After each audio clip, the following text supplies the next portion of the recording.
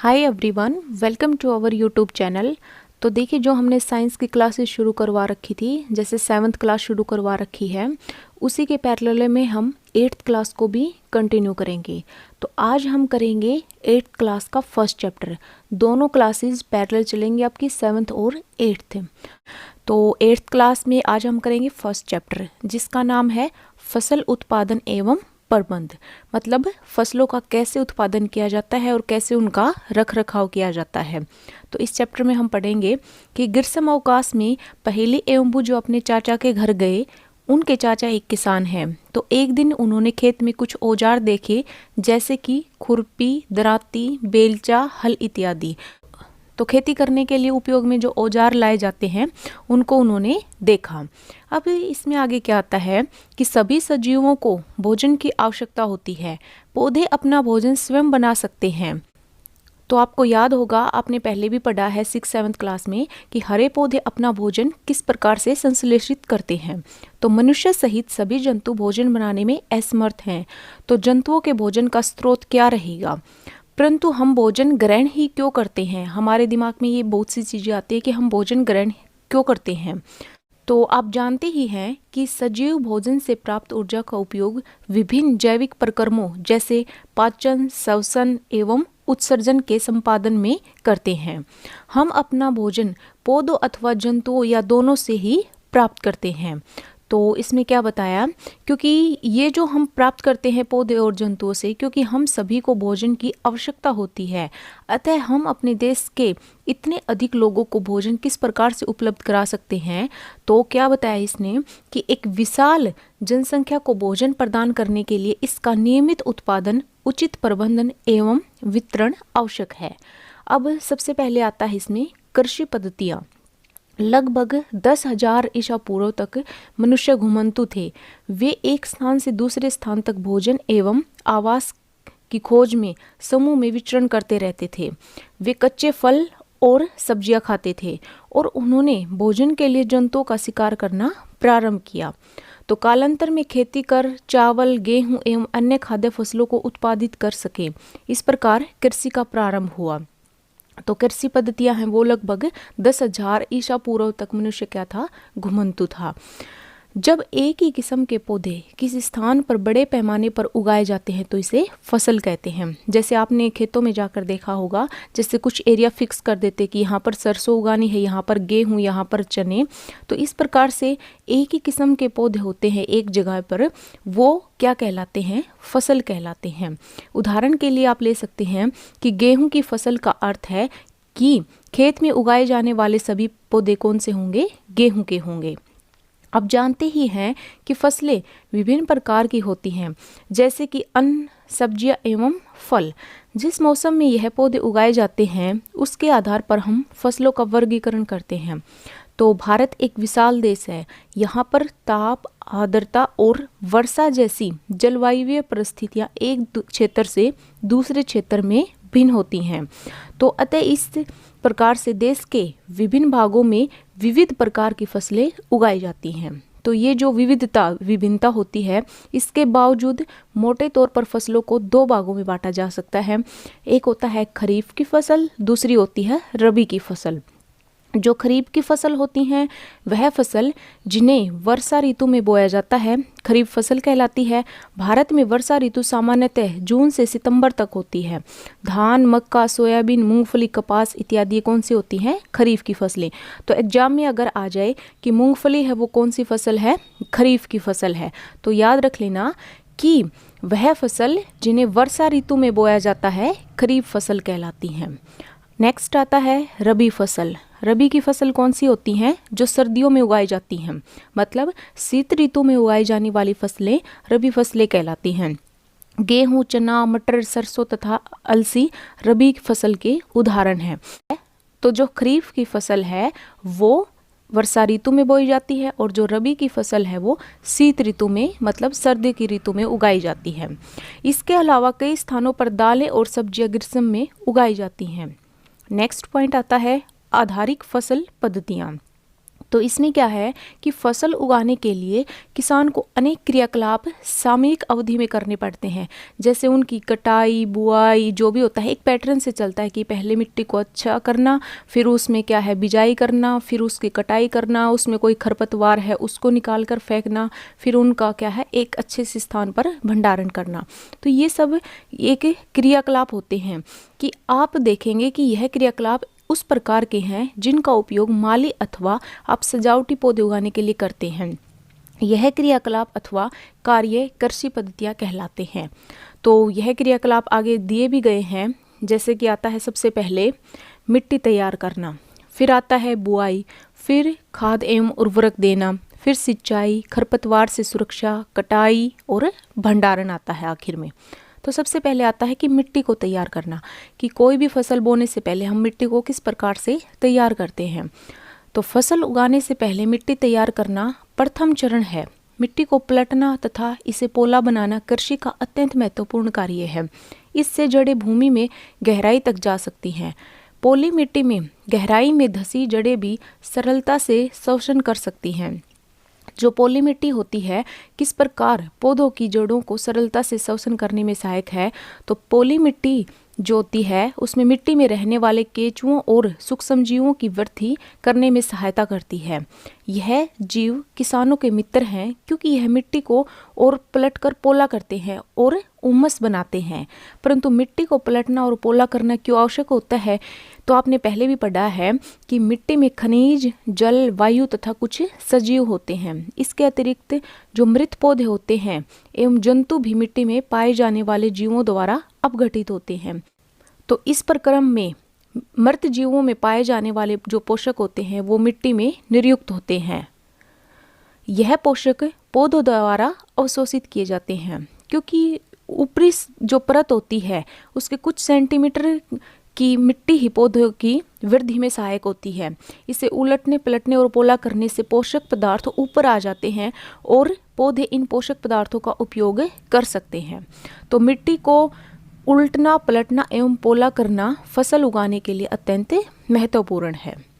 आगे आता है कि मिट्टी को उलटने, पलटने एवं पोला करने की प्रक्रिया जुताई कहलाती है। तो इसे हल चलाकर कर देते हैं। हल लकड़ी अथवा लोहे के बने होते हैं। यदि मिट्टी अत्यंत सूखी है तो जुताई से पहले इसे पानी देने की आवश्यकता भी पड़ सकती है। अगर सूखी मिट्टी है तो हम जुताई करेंगे उससे पहले उस मिट्टी को हम पानी दे देते हैं। जुते हुए खेत में मिट्टी के बड़े बड़े ढेले भी हो सकते हैं। इन्हें एक पाटल की सहायता से तोड़ना आवश्यक है। बुआई एवं सिंचाई के लिए खेत को समतल करना भी आवश्यक है। यह कार्य पाटल द्वारा किया जाता है। कभी कभी जुताई से पहले खाद दी जाती है। इससे जुताई के समय खाद मिट्टी में भली भांति मिल जाती है। बुआई से पहले खेत में पानी दिया जाता है। तो आगे आता है कृषि औजार। तो कृषि औजार कौन से होते हैं? अच्छी उपज के लिए बुआई से पहले मिट्टी को भुरभुरा करना आवश्यक है। यह कार्य अनेक औजारों से किया जाता है। हल, कुदाली एवं कल्टीवेटर इस कार्य में उपयोग किए जाने वाले प्रमुख औजार होते हैं। तो आइए हम बारी बारी से पढ़ते हैं कि हल से कैसे और कुदाली से कैसे हम मिट्टी को तैयार करते हैं। सबसे पहले आता है हल। प्राचीन काल से ही हल का उपयोग जुताई, खाद और उर्वरक मिलाने, खरपतवार निकालने एवं मिट्टी खुरचने के लिए किया जाता रहा है। यह औजार लकड़ी का बना होता है जिसे बैलों की जोड़ी अथवा अन्य पशुओं जैसे घोड़े, ऊंट की सहायता से खींचा जाता है। इसमें लोहे की मजबूत तिकोनी पत्ती होती है जिसे फाल कहते हैं। हल का मुख्य भाग लंबी लकड़ी का बना होता है जिसे हल सैफ्ट कहते हैं। इसके एक सिरे पर हैंडल होता है तथा जो दूसरा सिरा होता है वो जोत के डंडे से जुड़ा होता है, तो जिसे बैलों की गर्दन के ऊपर रखा जाता है। एक जोड़ी बैल एवं एक आदमी से सरलता से चला सकता है। तो हल में क्या होता है, यह औजार लकड़ी का बना होता है और इसमें बैलों की जो जोड़ी होती है उसकी आवश्यकता होती है, और जो इसमें लोहे की मजबूत तिकोनी पत्ती होती है उसे क्या कहते हैं, फाल कहते हैं। और जो हल का मुख्य भाग होता है लंबी लकड़ी का जो बना होता है उसे क्या कहते हैं, हल सैफ्ट कहते हैं। आगे आता है आजकल लोहे के हल तेजी से देसी लकड़ी के हल की जगह ले रहे हैं। अब देखिए यहाँ पर चित्र में दिखा रखा है हल। यहाँ पर ये दिखा रखा है जोत फाल और ये क्या है, हल सेफ्ट है, और ये किसान है और यहाँ पर ये बैलों की जोड़ी है। आगे आता है कुदाली।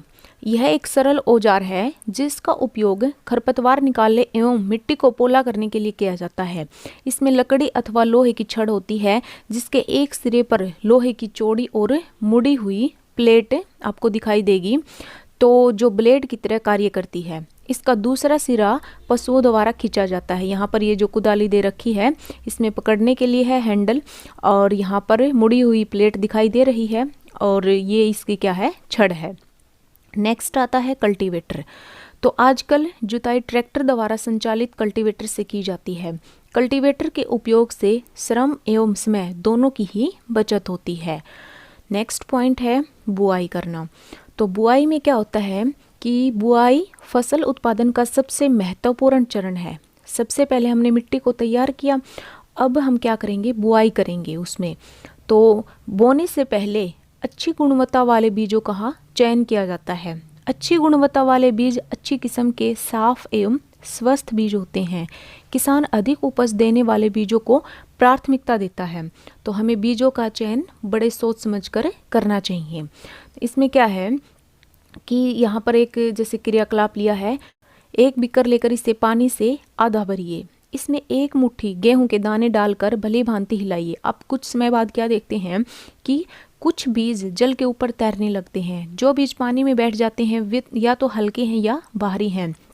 तो क्षतिग्रस्त मतलब जो खराब हो चुके बीज खोखले हो जाते हैं और इस कारण हल्के होते हैं और ये जल पर तैरने लगते हैं।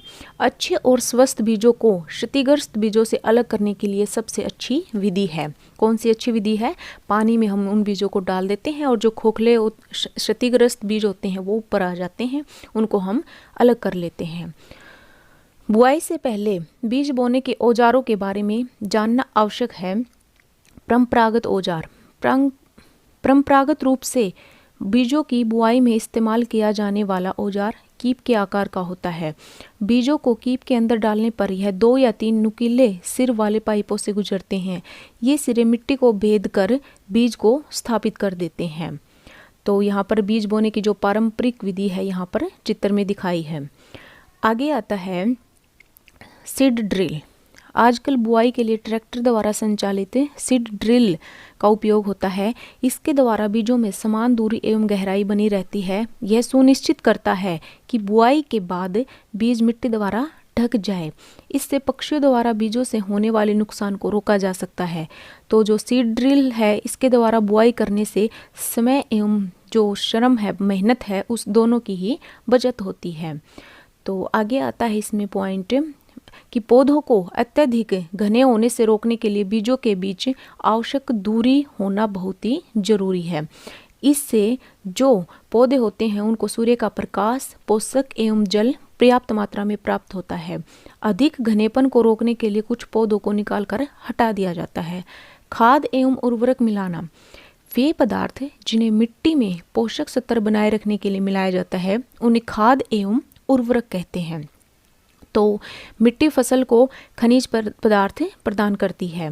यह पोषक पौधों की वृद्धि के लिए भी आवश्यक है। कुछ क्षेत्रों में किसान खेत में एक के बाद दूसरी फसल उगाता रहता है। खेत कभी भी खाली नहीं छोड़ते। तो इसमें आप सोच सकते हैं जो पोषक होते हैं उनका फिर क्या होता होगा। तो लगातार जो फसलें होती हैं उनके उगने से मिट्टी में कुछ पोषकों की कमी हो जाती है। इस क्षति को पूरा करने के लिए किसान खेतों में खाद देते हैं। यह प्रक्रम खाद देना कहलाता है। अपर्याप्त खाद देने से पौधे कमज़ोर हो जाते हैं। अगर हम पौधों को कम खाद देंगे तो पौधे कमज़ोर हो जाएंगे।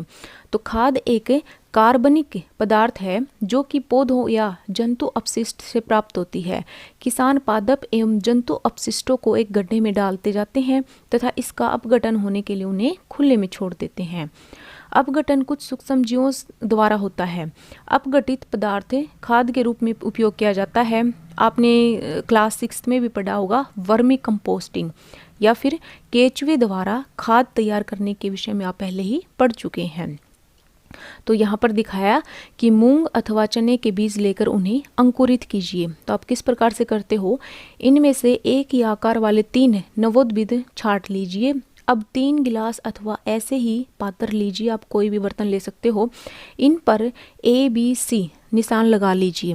गिलास A है उसमें थोड़ी सी मिट्टी लेकर इसमें थोड़ी सी गोबर की खाद मिलाइए।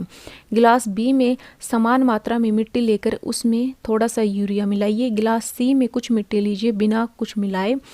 अब इनमें पानी की समान मात्रा डालकर सुरक्षित स्थान पर रख दीजिए। तो आप उनमें पानी देते रहिए लगातार। आप 10 से 15 दिनों में क्या देखते हो कि उनकी कुछ वृद्धि होती है, उसको आप नोट कर लीजिए। यहाँ पर ABC इनमें दिखा रखा है गिलास में। अब देखिए क्या तीनों गिलासों के पौधों में वृद्धि है जो उसकी गति एक समान है। किस गिलास में पौधों की वृद्धि बेहतर है, किस गिलास के पौधों में वृद्धि सबसे अधिक है। तो उर्वरक रासायनिक पदार्थ हैं जो विशेष पोषकों से समृद्ध होते हैं, वे खाद से कैसे भिन्न हैं। उर्वरक का उत्पादन फैक्ट्रियों में किया जाता है। उर्वरक के कुछ उदाहरण हैं urea, ammonium sulphate, superphosphate, potash, NPK, इसको बोलते हैं नाइट्रोजन, फास्फोरस और पोटाशियम। तो ये कुछ उर्वरक के उदाहरण हैं, अमोनिया और यूरिया सल्फेट। तो ये कुछ उर्वरक के उदाहरण हैं, यूरिया, अमोनियम सल्फेट वगैरह। आगे देखिए इसमें क्या आता है कि इनके उपयोग से किसानों को गेहूं, धान तथा मक्का जैसी फसलों की अच्छी उपज प्राप्त करने में सहायता मिली है। परंतु उर्वरकों के अत्यधिक उपयोग से मिट्टी की उर्वरता में कमी आई है। यह जल प्रदूषण का भी स्रोत बन गई है। अतः मिट्टी की उर्वरता बनाए रखने के लिए हमें उर्वरकों के स्थान पर जैविक खाद का उपयोग करना चाहिए, या फिर 2 फसलों के बीच में खेत को कुछ समय के लिए बिना उगाए छोड़ देना चाहिए। खाद के उपयोग से मिट्टी के गठन एवं जल अवशोषण क्षमता में भी वृद्धि होती है। इससे मिट्टी में सभी पोषकों की प्रतिपूर्ति हो जाती है। जो मिट्टी होती है उसमें पोषकों की प्रतिपूर्ति का एक अन्य तरीका है फसल चक्रण। यह एक फसल के बाद खेत में दूसरे किस्म की फसल एकांतर क्रम में उगाकर किया जा सकता है। पहले उत्तर भारत में किसान फलीदार चारा एक ऋतु में उगाते थे तथा गेहूं दूसरी ऋतु में। इससे मिट्टी में नाइट्रोजन का पुनः पूर्ण हो जाता था। तो किसानों को इस पद्धति को अपनाने के लिए प्रोत्साहित भी किया गया है। पिछली कक्षाओं में आप राइजोबियम बैक्टीरिया के विषय में पढ़ चुके हो कि यह फलीदार मतलब लेग्यूमिनस पौधों की जड़ों की ग्रंथियों में पाए जाते हैं और वायुमंडलीय नाइट्रोजन का स्थिरीकरण करते हैं। तो उर्वरक एवं खाद में क्या अंतर है, यहाँ पर ये 4 पॉइंट है मेन कि उर्वरक जो होते हैं यह एक अकार्बनिक लवण है। खाद क्या है, एक प्राकृतिक पदार्थ है जो गोबर, मानव अपशिष्ट एवं पौधों के अवशेष के विघटन से हमें प्राप्त होता है। उर्वरक का उत्पादन फैक्ट्रियों में होता है, खाद खेतों में बनाई जा सकती है। उर्वरक से मिट्टी को हुमस प्राप्त नहीं होती, खाद से मिट्टी को हुमस प्रचुर मात्रा में प्राप्त हो जाती है। जो उर्वरक होते हैं उनमें पादप पोषक जैसे कि नाइट्रोजन, फास्फोरस तथा पोटाशियम प्रचुरता में होते हैं। खाद में पादप पोषक तुलनात्मक रूप से कम होते हैं। आगे उर्वरक एवं खाद के बीच अंतर आपने ऊपर पढ़ लिए। अब देखिए खाद के क्या लाभ होते हैं। जैविक खाद उर्वरक की अपेक्षा अधिक अच्छी मानी जाती है। इसका मुख्य कारण है इससे मिट्टी की जल धारण क्षमता में वृद्धि होती है। दूसरा पॉइंट क्या है, इससे मिट्टी भुरभरी एवं सरंध्र हो जाती है जिसके कारण गैस विनिमय सरलता से होता है। इससे मित्र जीवाणुओं की संख्या में वृद्धि हो जाती है। नेक्स्ट, इस जैविक खाद से मिट्टी का गठन सुधर जाता है। तो यहाँ पर खाद के हमने कुछ लाभ पढ़े हैं कि क्या क्या लाभ होते हैं। नेक्स्ट पॉइंट है सिंचाई। तो जीवित रहने के लिए प्रत्येक जीव को जल की भी आवश्यकता होती है, उसके बिना जीवित नहीं रह सकता। तो पौधे के फूल, फल एवं बीज की वृद्धि एवं परिवर्धन के लिए जल का विशेष महत्व है। पौधे की जड़ों द्वारा जल का अवशोषण होता है जिसके साथ खनिजों एवं उर्वरकों का भी अवशोषण होता है। पौधों में लगभग 90% जल होता है। जल आवश्यक है क्योंकि बीजों का अंकुरण शुष्क स्थिति में नहीं हो सकता। जो बीज होते हैं उनका अंकुरण आपको पता ही है, जो नमी होगी जहाँ पर वहीं पर वो अंकुरित होते हैं। जो शुष्क जगह होती है वहाँ पर उनका अंकुरण नहीं हो सकता। तो जल में घुले हुए पोषक का स्थानांतरण पौधे के प्रत्येक भाग में होता है। यह फसल की पाले एवं गर्म हवा से रक्षा करता है। स्वस्थ फसल वृद्धि के लिए मिट्टी की नमी को बनाए रखने के लिए खेत में नियमित रूप से जल देना आवश्यक है। विभिन्न अंतराल पर खेत में जल देना सिंचाई कहलाता है। सिंचाई का समय एवं बारंबारता फसलों, मिट्टी एवं ऋतु में भिन्न होता है। गर्मी में पानी देने की बारंबारता अपेक्षाकृत अधिक होती है। तो इसमें बताया कि सिंचाई के कौन कौन से स्रोत हैं। कुएं, जलकूप, तालाब, झील, नदियाँ, बांध एवं नहर, ये क्या है? जल के स्रोत हैं। आगे यहाँ पर दिखाया कि सिंचाई के पारंपरिक तरीके कौन से हैं। कुओं, झीलों एवं नहरों में उपलब्ध जल को निकालकर खेतों तक पहुँचाने के तरीके विभिन्न क्षेत्रों में भिन्न भिन्न होते हैं। मवेशी अथवा मजदूर इन विधियों में इस्तेमाल किए जाते हैं, अतः यह सस्ते हैं परंतु यह कम दक्ष हैं। तो विभिन्न जो पारंपरिक तरीके हैं वो कौन से हैं? मोट गिरने, जो यहाँ पर पहले चित्र में दिखाया गया है, चेन पंप, ढेकली, रहट जिसको उत्तोलक तंत्र बोलते हैं, यहाँ पर ये दिखा रखे हैं। चेन पंप है, ये ढेकली है, और ये यहाँ पर क्या है? रहट, उत्तोलक जो पंप होता है। तो जल को ऊपर खींचने के लिए सामान्यतः पंप का उपयोग किया जाता है। पंप चलाने के लिए डीजल, बायोगैस, विद्युत एवं सौर ऊर्जा का उपयोग भी किया जाता है। आगे देखिए, तो नेक्स्ट, सिंचाई की आधुनिक जो विधियां हैं वो कौन सी हैं? सिंचाई की आधुनिक विधियों द्वारा हम जल का उपयोग मितव्ययता से कर सकते हैं। मुख्य विधियां निम्न है। छिड़काव तंत्र आता है सबसे पहले। इस विधि का उपयोग असमतल भूमि के लिए किया जाता है जहां पर जल कम मात्रा में उपलब्ध है। तो उधर पाइपों यानी कि नलों के ऊपरी सिरों पर घूमने वाले नोजल लगे होते हैं। यह पाइप निश्चित दूरी पर मुख्य पाइप से जुड़े होते हैं। जब पंप की सहायता से जल मुख्य पाइप में भेजा जाता है तो वह घूमते हुए नोजल से बाहर निकलता है और इसका छिड़काव पौधों पर हम इस प्रकार से करते हैं जैसे वर्षा हो रही है। तो छिड़काव बलुई मिट्टी के लिए अत्यंत उपयोगी है। ड्रिप तंत्र क्या होता है? सेकंड, पहला छिड़काव तंत्र था, अब ड्रिप तंत्र है। इस विधि में जल बूंद बूंद करके पौधों की जड़ों में गिरता है, अतः इसे क्या कहते हैं? हम ड्रिप तंत्र कहते हैं। तो फलदार पौधों, बगीचों एवं वृक्षों को पानी देने का सर्वोत्तम तरीका है। इससे पौधे को बूंद बूंद करके जल प्राप्त होता है। इस विधि में जल बिल्कुल व्यर्थ नहीं होता, अतः यह जल की कमी वाले क्षेत्रों के लिए क्या है? एक वरदान है। क्या है वरदान? ड्रिप तंत्र। नेक्स्ट, खरपतवार से सुरक्षा। अब जो हम पौधे फसलें उगाते हैं उनमें खरपतवार मतलब जो हमें ज़रूरी नहीं है, वो अनावश्यक रूप से जो पौधे उगाते हैं उनको हम क्या कहते हैं? खरपतवार कहते हैं। तो खेत में कई जो अवांछित पौधे होते हैं वो प्राकृतिक रूप से फसल के साथ उग जाते हैं। इन अवांछित पौधों को खरपतवार कहते हैं। खरपतवार हटाने को क्या कहते हैं? निराई कहते हैं। निराई आवश्यक है क्योंकि खरपतवार जल, पोषक, जगह और प्रकाश की स्पर्धा कर फसल की वृद्धि पर प्रभाव डालते हैं। कुछ खरपतवार कटाई में भी बाधा डालते हैं तथा मनुष्य एवं पशुओं के लिए विषैले हो सकते हैं। खरपतवार को हटाने एवं उनकी वृद्धि को नियंत्रित करने के लिए किसान विभिन्न तरीके अपनाता है। फसल उगाने से पहले खेत जोतने से खरपतवार उखाड़ने एवं हटाने में सहायता मिलती है। इससे खरपतवार पौधे सूखकर मर जाते हैं और मिट्टी में मिल जाते हैं। तो खरपतवार हटाने का जो सबसे अच्छा समय है उनमें पुष्पन एवं बीज बनने से पहले का ही होता है। खरपतवार पौधों को हाथ से जड़ सहित उखाड़कर अथवा भूमि के निकट से काटकर समय समय पर हटा दिया जाता है। यह कार्य खुरपी या हैरो की सहायता से किया जाता है। रसायनों के उपयोग से भी खरपतवार नियंत्रण किया जाता है जिन्हें खरपतवारनाशी कहते हैं, जैसे 2,4-D। खेतों में इनका छिड़काव किया जाता है जिससे खरपतवार पौधे मर जाते हैं परंतु फसल को कोई हानि नहीं होती। खरपतवारनाशी को जल में आवश्यकतानुसार मिलाकर स्प्रेयर यानी कि फुहारा की सहायता से खेत में छिड़काव करते हैं। आगे आता है नेक्स्ट कि जैसा पहले बताया है कि खरपतवार की वृद्धि के समय तथा पुष्पन एवं बीज बनने के पहले ही खरपतवारनाशी का छिड़काव करते हैं। खरपतवारनाशी के छिड़काव से किसान के स्वास्थ्य पर भी प्रभाव पड़ सकता है। उन्हें इन रसायनों का प्रयोग सावधानीपूर्वक करना चाहिए। छिड़काव करते समय उन्हें अपना मुंह एवं नाक कपड़े से ढक लेने चाहिए। नेक्स्ट पॉइंट आता है कटाई। फसल की कटाई एक महत्वपूर्ण कार्य है।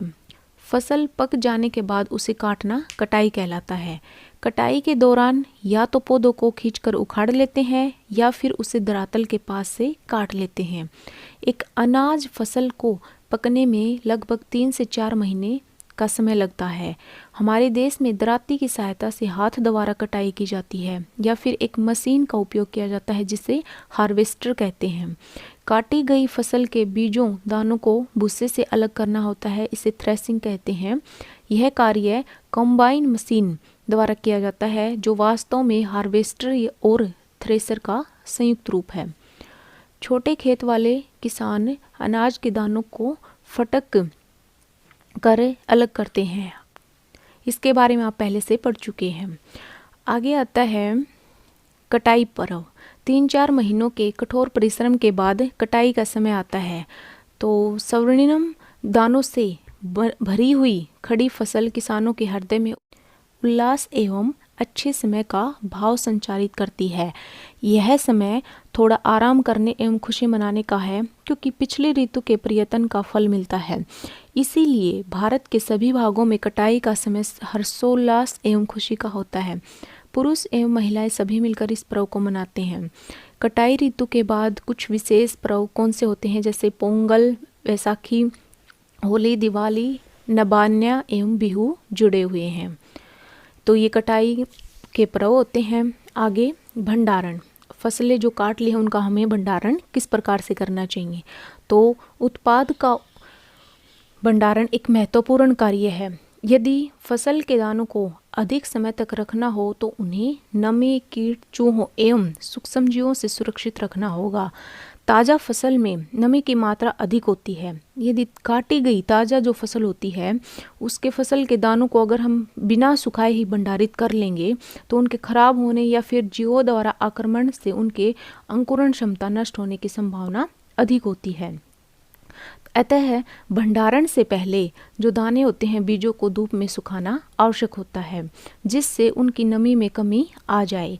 इससे उनकी कीट, पीड़कों, जीवाणु एवं कवक से सुरक्षा हो जाती है। किसान अपनी फसल उत्पाद का भंडारण जूट के बोरों, धातु के बड़े पात्र में करते हैं, परंतु बीजों का बड़े पैमाने पर भंडारण साइलो और भंडारण गृहों में किया जाता है जिससे उनको पीड़कों जैसे कि यहाँ पर दिखाया गया है कि चूहे एवं कीटों से सुरक्षित रखा जा सके। तो ये भंडारण जो गृहों में अनाज को जो भंडारण होता है किस प्रकार से किया जाता है यहाँ पर दिखाया है। ये जो ऊपर डायग्राम है ये क्या है, अनाज भंडारण हेतु साइलो। आगे आता है नीम की सूखी पत्तियाँ घरों में अनाज के भंडारण में उपयोग की जाती हैं। बड़े भंडार गृहों में अनाज को पीड़कों एवं सूक्ष्मजीवों से सुरक्षित कर रखने के लिए रासायनिक उपचार भी किया जाता है। तो यहाँ पर ये एक सारणी बनाई कि जंतुओं से भोजन, लास्ट टॉपिक है। ये जो सारणी है इसमें खाद्य पदार्थ और स्रोत कौन कौन से हैं। तो इस सारणी की पूर्ति करने के बाद आपने क्या देखा कि पौधों की तरह ही जंतु भी हमें विभिन्न प्रकार के खाद्य पदार्थ प्रदान करते हैं। समुद्र के तटीय क्षेत्रों में रहने वाले लोग मछली का मुख्य आहार के रूप में प्रयोग करते हैं। तो आप पहले भी पढ़ चुके हो कि पौधों से प्राप्त होने वाले खाद्य पदार्थ कौन कौन से हैं। इसमें भी हमने पढ़ा है फसल उत्पादन के विभिन्न चरण जैसे बीजों का चयन, बुआई इत्यादि। तो इस प्रकार से घरों में अथवा फार्म पर पालने वाले पालतू पशुओं को उचित भोजन, आवास एवं देखभाल की आवश्यकता होती है। जब यह बड़े पैमाने पर किया जाता है तो इसे पशुपालन कहते हैं। तो यहाँ पर आता है मोस्ट इम्पोर्टेंट कि मछली स्वास्थ्य के लिए अच्छा आहार है। हमें मछली से कोड लिवर तेल मिलता है जिसमें विटामिन डी अधिक मात्रा में पाया जाता है। आगे तो यहाँ पर ये चैप्टर आपका कंप्लीट होता है। अब आता है मोस्ट इम्पोर्टेंट, आपने अभी तक क्या सीखा। सबसे पहले आता है अपनी बढ़ती हुई जनसंख्या को भोजन प्रदान करने के लिए हमें विशिष्ट कृषि पद्धतियों को अपनाना होता है। सेकंड, किसी स्थान पर उगाए जाने वाले एक ही प्रकार के पौधों को फसल कहते हैं। भारत में फसलों को ऋतु के आधार पर हम 2 भागों में बांटते हैं, रबी और खरीफ की फसल। खरीफ की फसल वर्षा ऋतु में होती है और रबी की फसल वो सर्दियों में। जुताई करके मिट्टी तैयार करना और उसे समतल करना आवश्यक है। इस कार्य के लिए हल तथा पाटल का उपयोग किया जाता है। नेक्स्ट, बीजों को उचित गहराई पर बोना तथा उनके बीच उचित दूरी रखना अच्छी उपज के लिए आवश्यक है। बीजों की अच्छी किस्म का चयन करके स्वस्थ बीजों को बोया जाता है। सीड ड्रिल की सहायता से बुआई की जाती है। मिट्टी में पोषकों की समृद्धि और पुनः पूर्ति की आवश्यकता होती है, जिसे कार्बनिक खाद तथा उर्वरक के उपयोग से किया जाता है। फसलों की नई किस्मों के आने से रासायनिक उर्वरकों के उपयोग में बहुत वृद्धि हुई है। तो उचित समय एवं अंतराल पर फसल को जल देना सिंचाई कहलाता है। निराई में अवांछित एवं बिना उगाए पौधों को हटाया जाता है, जिन्हें खरपतवार कहते हैं। कटाई का अर्थ है पकी हुई फसल को हाथों से या फिर मशीन से काटना। दानों को भूसे से अलग करना थ्रेसिंग कहलाता है। बीजों को पीड़कों एवं सूक्ष्मजीवों से संरक्षित करने के लिए उचित भंडारण आवश्यक है। पशुओं को पालकर भी खाद्य पदार्थ प्राप्त किया जाता है, इसे क्या कहते हैं? पशुपालन कहते हैं। तो यहाँ पर ये कुछ इम्पोर्टेंट पॉइंट थे। तो इस प्रकार से आपका 8th क्लास का फर्स्ट चैप्टर कंप्लीट होता है। आई होप आपको क्लियर हो गया होगा। तो वीडियो को लाइक कीजिए, शेयर कीजिए और चैनल को सब्सक्राइब कीजिए। Thank you. Have a good day.